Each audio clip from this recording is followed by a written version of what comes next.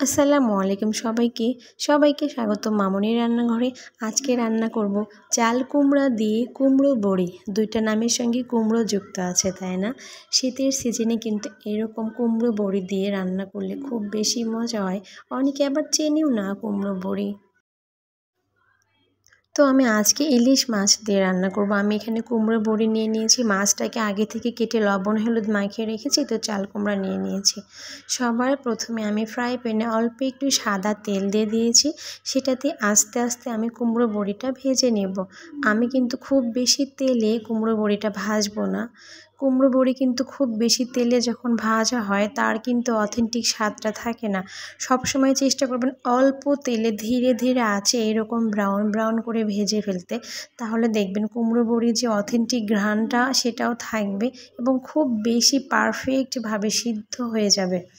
অনেকেই বলে কুমড়ো বড়ি সিদ্ধ হয় না, তবে কুমড়ো বড়ি ভাজার ক্ষেত্রেও কিন্তু অনেকটা নির্ভর করে কুমড়ো বড়ি সিদ্ধ হওয়াটা। তারপর আমি ভেজে নেওয়ার পরে এখানে তেল দিয়ে এখন মাছগুলো দিয়ে দিয়েছি।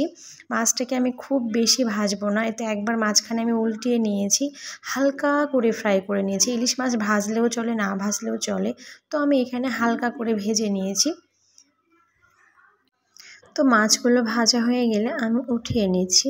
তো এখানে আমি আরেকটা কুমড়ো বড়ি ছিল সেটাও দিয়ে দিয়েছি ভাজার জন্য।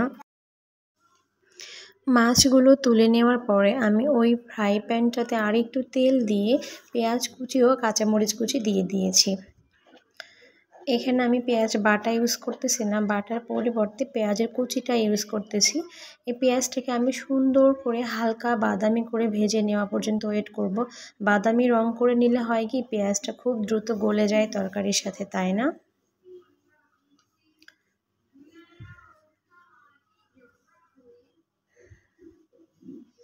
এই তো পেঁয়াজ কিন্তু এখন বাদামি কালারের হয়ে আসছে। এখন আমি এখানে খুবই সামান্য পরিমাণে আদা রসুন দিচ্ছি, যেটুকু না দিলেই নয়। আমি চাচ্ছি এখানে কোনো রকম মশলা ইউজ করব না, যাতে করে মাছের ফ্লেভার এবং কুমড়ো বড়ির ফ্লেভারটা খুব সুন্দর থাকে। তারপরে দিয়ে দিচ্ছি স্বাদ মতো লবণ, হলুদের গুঁড়া, মরিচের গুঁড়া। এখানে কাঁচামরিচের পরিমাণটা একটু অল্প দিয়েছি, যে যেমন ঝাল খাবা দিবা। তারপরে দিয়ে দেব 1 চামচ জিরের গুঁড়া। বাস, মশলাপাতির পর্ব শেষ। এইটুকু মশলাই আমি এখানে ইউজ করব, আর কোনো রকম মশলা এখানে ইউজ করব না। অন্যান্য মাছের ক্ষেত্রে ইউজ করা যায়, তবে ইলিশ মাছের ক্ষেত্রে আমি এইটুকুই দিব। তারপরে পরিমাণ মতো পানি দিয়ে ঢাকনা দিয়ে দিয়েছি মশলাটা কষানোর জন্য। এই তো ঢাকনা তুলে দেখে দিচ্ছি মশলাটা কীরকম কষানো হয়েছে, কালারটাও কত সুন্দর আসছে, তাই না? ঢাকনা খুলে নেওয়ার পরে আরও 2-1 মিনিট মশলাটা আরও একটু কষাই নিব। এতেও মশলা কষানো হয়ে গেছে। এখন আমি অ্যাড করব আগে থেকে কেটে রেখেছি সেই চাল কুমড়োগুলো। মানুষ বলে যে যত্ন করে রান্না করলে নাকি রাস্তায় যে ঘাস আছে সেই ঘাসটাও নাকি খাওয়া যায়। গ্রামের দাদি নানি চাচারা তারাই সবাই বলে। রেসিপি আসলে একটাতে একটা করলেই হলো।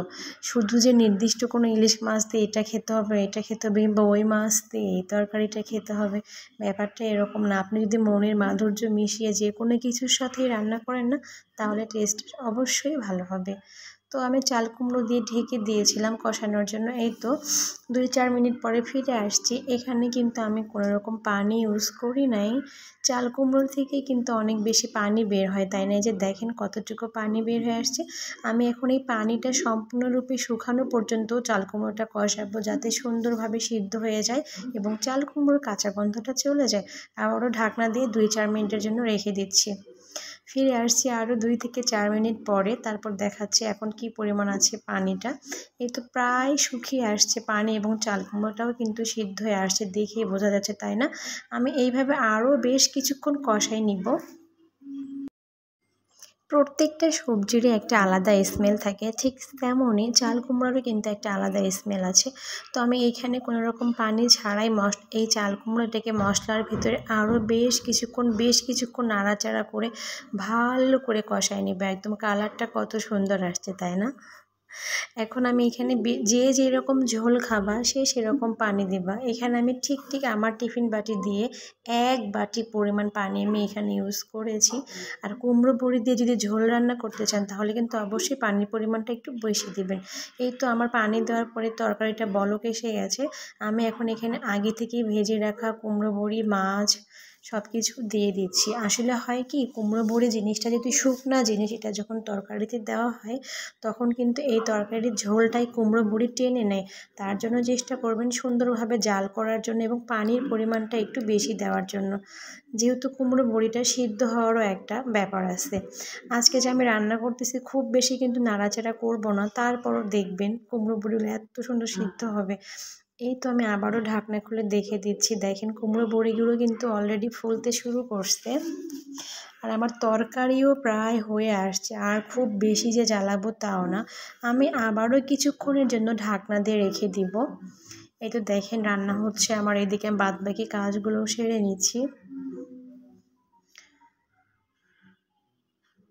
ঝোল কিন্তু অনেকটাই কমে আসছিল, তাই না? আমি আবারও কোনো রকম নাড়াচাড়া ছাড়াই আবারও ঢাকা দিয়ে রেখে দিয়েছি, কারণ এটা কুমড়ো বড়ির তরকারি, খুব বেশি একদমই নাড়াচাড়া করবেন না। নাড়াচাড়া করতে গেলে কিন্তু আপনার কুমড়ো বড়ি খাওয়ার মজাটাই চলে যাবে, কারণ কুমড়ো বড়িগুলো ভেঙে যেতে পারে। আমার কিন্তু অলরেডি ওইরকম হয়েছে যে আর একটু নাড়াচাড়া করলেই মনে হয় ভেঙে যাবে। কি করব, নাড়াচাড়া তো একটু একটু করতেই হবে। এই পর্যায়ে এসে কিন্তু আমি চুলাটা অফ করে রেখে দিয়েছিলাম। তো অফ করে আমি রেখে দিয়েছিলাম 2-3 মিনিটের জন্য চুলার উপরে। এইতে আমি একটা বড়ি তুলে দেখাচ্ছি, দেখেন আওলায় যাচ্ছে।